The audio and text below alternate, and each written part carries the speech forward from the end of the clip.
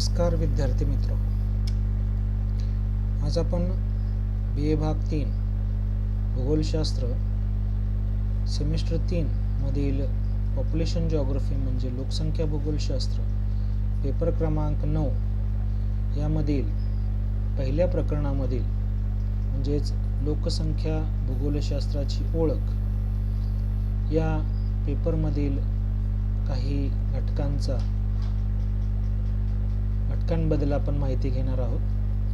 तर या पहिल्या प्रकरणामध्ये लोकसंख्या भूगोलशास्त्राची व्याख्या किंवा लोकसंख्या भूगोलशास्त्राची संकल्पना, तसेच लोकसंख्या भूगोलशास्त्राच्या प्रगतीचा इतिहास, लोकसंख्या भूगोलशास्त्राचे स्वरूप, लोकसंख्या भूगोलशास्त्राची व्याप्ती, लोकसंख्या अभ्यासाचे भूगोलशास्त्रातील महत्त्व हे काही महत्त्वाचे घटक पहिल्या प्रकरणामध्ये आहेत. आज आपण यापैकी लोकसंख्या भूगोलशास्त्राची संकल्पना किंवा व्याख्या आणि लोकसंख्या भूगोलशास्त्राचे भूगोलशास्त्रामधील स्थान या महत्त्वाच्या मुद्द्यांवर माहिती घेणार आहोत. तर सर्वप्रथम लोकसंख्या भूगोलशास्त्रातील स्थान कसे आहे हे आपल्याला माहिती असणं गरजेचं आहे. तसं पाहिलं तर भूगोलशास्त्र हा विषय खूप व्यापक आहे आणि या विषयामध्ये अभ्यासले जाणारे घटक देखील खूप मोठ्या प्रमाणात आहेत. भूगोलशास्त्राची व्याख्या जर आपण केली तर पृथ्वीच्या वर्णन करणारे शास्त्र म्हणजे भूगोलशास्त्र असं मानलं जातं. तसेच आणखी एक व्याख्या आहे की पृथ्वीवरील नैसर्गिक घटक व मानवी घटक यांच्या परस्पर संबंधाचे अभ्यास करणारे शास्त्र म्हणजे भूगोलशास्त्र. तर या व्याख्येवरून आपल्याला असं दिसून येते की पृथ्वीवरील बरेच मानवी घटक आणि प्राकृतिक घटक यांचा अभ्यास हे भूगोलशास्त्रामध्ये केला जातो आणि यावरून आपल्याला भूगोलशास्त्राची व्याप्ती लक्षात येते. अभ्यासाच्या दृष्टिकोनातून किंवा भूगोलशास्त्रामधील घटकांचा अभ्यास सोयीस्कर पद्धतीने व्हावा यासाठी पुढच्या काळात भूगोलशास्त्राची 2 प्रमुख शाखा करण्यात आल्या. त्याच्यामध्ये पहिली प्राकृतिक भूगोलशास्त्र आणि दुसरी मानवी भूगोलशास्त्र आहे. प्राकृतिक भूगोलशास्त्रामध्ये प्राकृतिक घटकांचा अभ्यास, त्याच्यामध्ये निसर्गद्वारा निर्मित घटक, हवा, पाणी, मृदा, वनस्पती, जीव इत्यादी घटकांचा अभ्यास प्राकृतिक भूगोलशास्त्रामध्ये केला जातो आणि प्रत्येक प्राकृतिक घटकावर त्या ठिकाणी अभ्यास शाखा निर्माण झालेली आहे. उदाहरणार्थ हवामानाचा अभ्यास करणारं शास्त्र म्हणजे हवामान भूगोलशास्त्र किंवा मृदेचा अभ्यास करणारं शास्त्र म्हणजे मृदा भूगोलशास्त्र असे त्या ठिकाणी प्राकृतिक भूगोलशास्त्राच्या उपशाखा आढळतात. तर दुसरी महत्त्वाची शाखा मानवी भूगोलशास्त्र. मानवी भूगोलशास्त्रामध्ये मानवी संस्कृती, सांस्कृतिक भूदृश्ये, भाषा, वस्ती, औद्योगिकरण, कृषी इत्यादी मानवनिर्मित घटकांचा अभ्यास केला जातो. पृथ्वीवर त्या ठिकाणी मानवाने विविध गोष्टी निर्माण केलेल्या आहेत. उदाहरणार्थ अर्थकारण असेल तर अर्थकारणाचा आर्थिक घटकाचा अभ्यास करणारं शास्त्र म्हणजे आर्थिक भूगोलशास्त्र आहे. किंवा मानवाने त्या ठिकाणी वाणिज्य क्रिया निर्माण केलेल्या आहेत, वाणिज्य घटकांचा अभ्यास करणारं शास्त्र म्हणजे वाणिज्य भूगोलशास्त्र आहे. किंवा मानवाने विविध वसाहती निर्माण केलेल्या आहेत, वसाहतींचा अभ्यास करणारं शास्त्र म्हणजे वसाहत भूगोलशास्त्र. असे त्या ठिकाणी मानवी भूगोलशास्त्राच्या देखील अनेक उपशाखा आहेत. या अनेक मानवी भूगोलशास्त्राच्या उपशाखांपैकीच एक त्या ठिकाणी लोकसंख्येचा अभ्यास करणारी शाखा म्हणजे लोकसंख्या भूगोलशास्त्र आहे.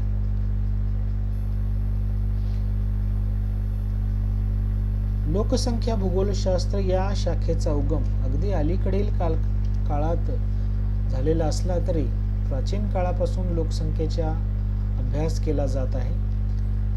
प्राचीन साहित्यावरून किंवा ग्रंथातून हे सगळं दिसून येतं.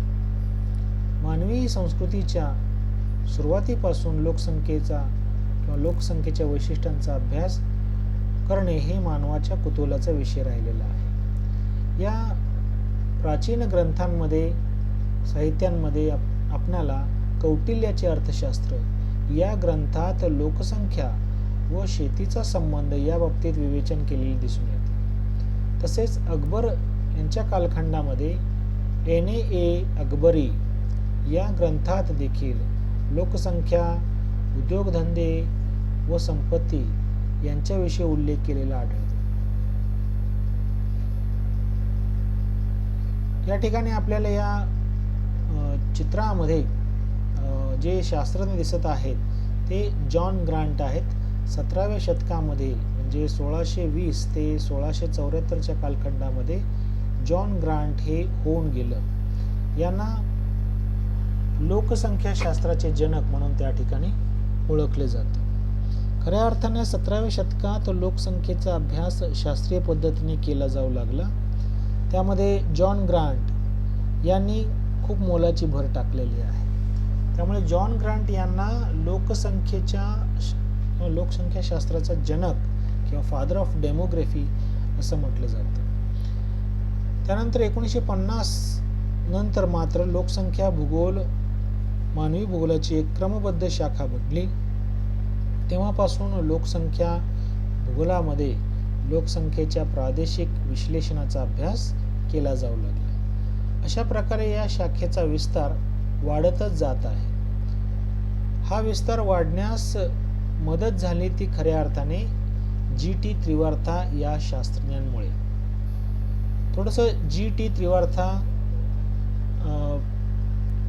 बरोबरच त्या ठिकाणी आपणाला J.I. क्लार्क, झेल इन, 6 एकरमन, मेल जीन, विजू गार्नियर इत्यादी तज्ज्ञांनी देखील लोकसंख्या भूगोलशास्त्राच्या विकासामध्ये योगदान दिलेले आहे. भारताचा विचार केला तर भारतामध्ये Satyadev Verma, GS professor Inayat Ahmad, RL Singh, P Sengupta इत्यादी लोकांनी लोकसंख्या भूगोलशास्त्राच्या विकासामध्ये महत्त्वाचे योगदान दिलेले आहे. 855 मध्ये प्रथमतः लोकसंख्याशास्त्र ही संज्ञा गिलार्ड या लोकसंख्या शास्त्रज्ञाने वापरलेली होती. तर खऱ्या अर्थाने लोकसंख्या भूगोलशास्त्राचा जो विकास आहे तो ग्लेन त्रिवार्था यांनी केलेला आहे. जेव्हा आपण लोकसंख्या भूगोलशास्त्राचा अर्थ समजून घेतो तेव्हा आपणाला ग्लेन त्रिवार्था या शास्त्रज्ञाविषयी जाणून घेणं महत्त्वाचे ठरते.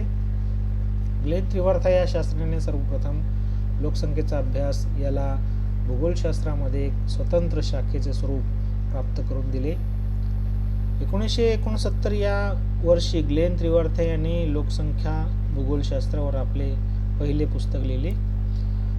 हे पुस्तक 2 विभागात होते.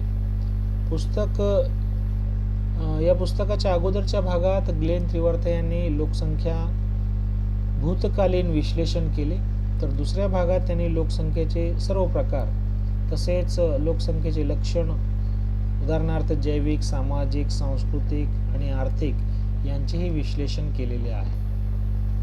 म्हणूनच ग्लेन त्रिवार्था यांना लोकसंख्या भूगोलशास्त्राचे जनक म्हणून ओळखले जाते. अशाच प्रकारे रॉबर्ट वुड्स यांनी देखील 1979 मध्ये एक पुस्तक लिहिले. त्यामध्ये पॉप्युलेशन ॲनालिसिस एन्जिओग्राफी लिहिली. या पुस्तकामध्ये वुड्स यांनी लोकसंख्येच्या लक्षणाविषयी, उदाहरणार्थ उत्पादकता किंवा मृत्यूदर किंवा लोकसंख्येचे संचलन इत्यादी विषयी विश्लेषण केलेले पाहायला मिळते. 1855 मध्ये प्रथमतः लोकसंख्याशास्त्र ही संज्ञा गिलार्ड या लोकसंख्या शास्त्रज्ञांनी वापरली. या शाखेत लोकसंख्येच्या आकारमानात बदल घडवून आणणाऱ्या घटकांचे विश्लेषण केले जाते. या उलट लोकसंख्येच्या अध्ययनात लोकसंख्येच्या आकारमानात बदल घडवून आणणाऱ्या घटकांशिवाय सामाजिक, राजकीय, आर्थिक, भौगोलिक घटकांचा देखील अभ्यास केला जातो. या शाखेतून लोकसंख्येच्या संख्यात्मक व गुणात्मक अशा दोन्ही बाजूंचा अभ्यास केला जातो. लोकसंख्येच्या देशाच्या भौगोलिक, आर्थिक, सामाजिक व सांस्कृतिक क्षेत्रावर कसा परिणाम होतो त्याचा देखील अभ्यास केला जातो. तर दुसऱ्या बाजूला सांस्कृतिक चालीरीती, जन्मदर, मृत्यूदर व स्थलांतर यामुळे एखाद्या प्रदेशातील साधनसंपत्तीवर कसा परिणाम होतो त्याचा देखील अभ्यास केला जातो. देशाच्या विकास प्रक्रियेत मानवी भांडवलाची गुणवत्ता ही महत्त्वाची मानली जाते. त्यामुळे स्वातंत्र्यप्राप्तीनंतर भारतात लोकसंख्या या घटकास महत्त्वाचे स्थान दिले गेले.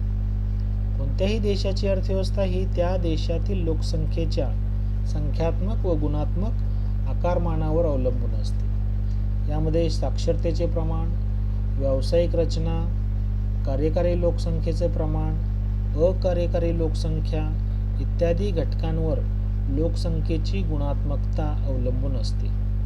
त्यामुळे कोणत्याही भूप्रदेशाच्या सर्वांगीण विकासाचा विचार करताना त्या भूप्रदेशाच्या लोकसंख्येत होणाऱ्या संख्यात्मक वाढीबरोबरच गुणात्मक वाढ ही त्या भूप्रदेशाच्या विकासाची दारे उघडण्यासाठी महत्त्वाची ठरते.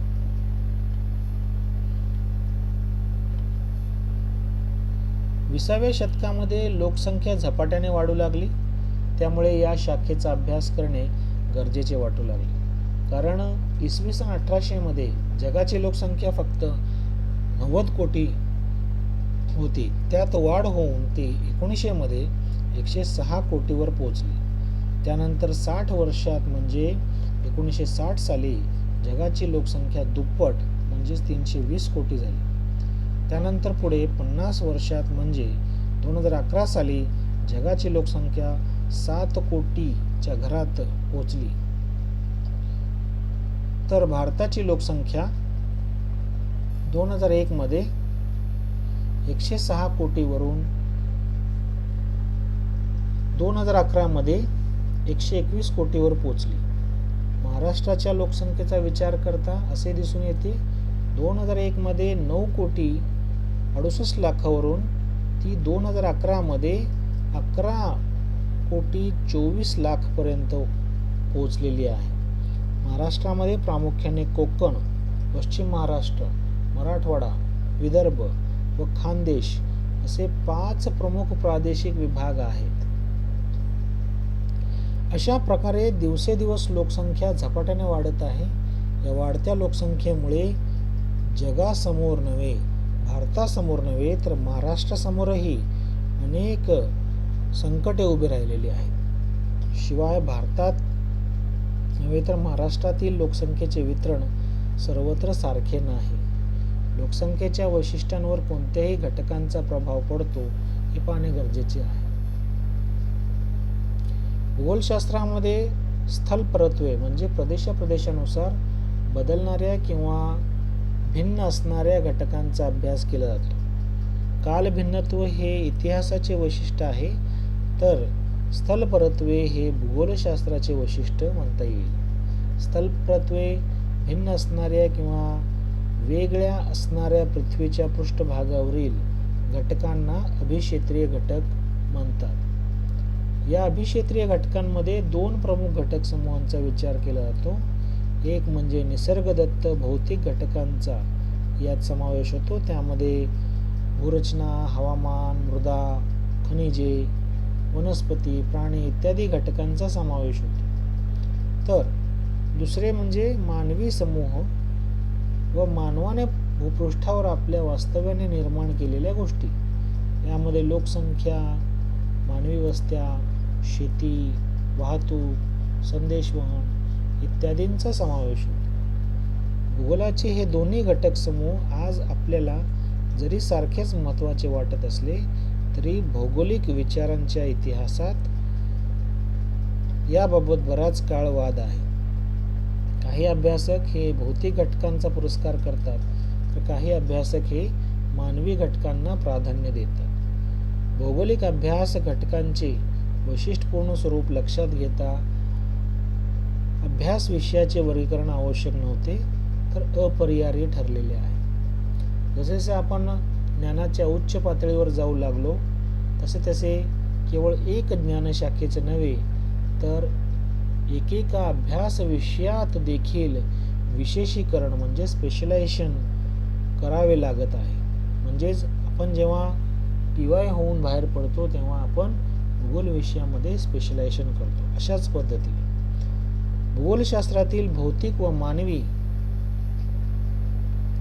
लोकसंख्या मानवी घटक हे महत्त्वाचे आहेत. पुढे लोकसंख्या म्हणजे एखाद्या भौगोलिक प्रदेशात राहणाऱ्या व्यक्तींची संख्या.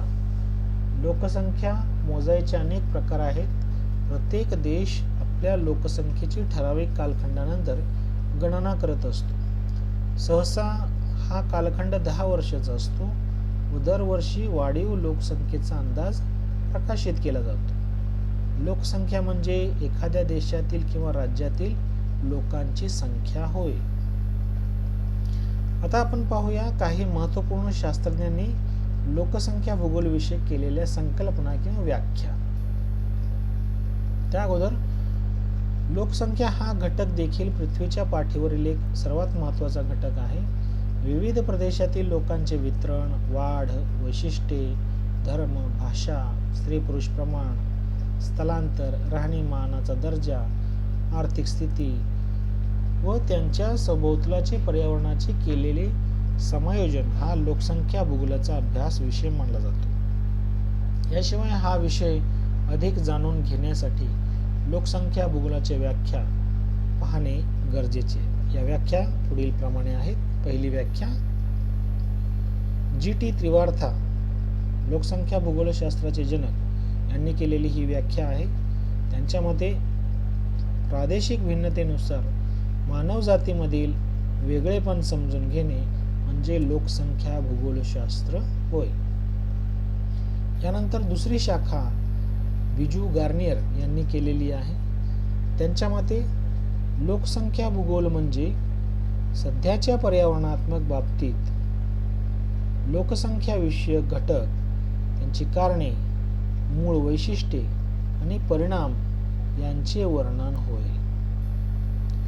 यानंतर पुढील व्याख्या आहे जॉन जे क्लार्क यांच्या मते लोकसंख्या भूगोलशास्त्र म्हणजे लोकसंख्येचे वितरण, अंतररचना, स्थलांतर आणि वाढ यांचा नैसर्गिक विविधतेशी असणाऱ्या संबंधाचा अभ्यास होय. तसेच मेलेझिनी यांनी लोकसंख्या भूगोलशास्त्राची व्याख्या केलेली आहे. ते म्हणतात लोकसंख्या भूगोल म्हणजे लोकसंख्या वितरण व विविध लोकसंख्या गट, वस्त्यांचे जाळे, त्यांचे संघटन, उपयोगिता आणि समाजाच्या विकासात्मक ध्येयाची परिणामकारकता यांच्यात निर्माण होणाऱ्या संबंधाचा अभ्यास होय. आणखीन एक महत्त्वाची व्याख्या आपल्याला या ठिकाणी सांगता येते. प्राध्यापक DY वेलंटी यांनी केलेली व्याख्या आहे. लोकसंख्या भूगोल लोकसंख्येची रचना, गतिशीलता आणि वितरण यांच्याशी संबंधित असून त्याचबरोबर वरील भिन्नतेमुळे निर्माण झालेली प्रारूपे, मानवी वस्ती, झालेली क्षेत्रीय संघटन व क्षेत्रीय संघटनामधून आढळणाऱ्या विकास प्रारूपांचे अध्ययन लोकसंख्या भूगोलशास्त्रात केले जाते. तर अशा पद्धतीने आपल्याला लोकसंख्या भूगोलशास्त्राच्या संकल्पना किंवा व्याख्या सांगता येतील. तर विद्यार्थी मित्रहो, आज आपण या व्हिडिओमध्ये लोकसंख्या भूगोलशास्त्राची पार्श्वभूमी, त्याचबरोबर भूगोलशास्त्रामध्ये लोकसंख्या भूगोलशास्त्राचे स्थान कुठे आहे त्याबद्दल माहिती घेतली आणि लोकसंख्या भूगोलशास्त्राची विविध शास्त्रज्ञांनी केलेल्या व्याख्या त्याबद्दल देखील माहिती घेतलेली आहे. तर पुढील व्हिडिओमध्ये आपण लोकसंख्या भूगोलशास्त्राचे स्वरूप याबद्दल माहिती घेऊ. धन्यवाद.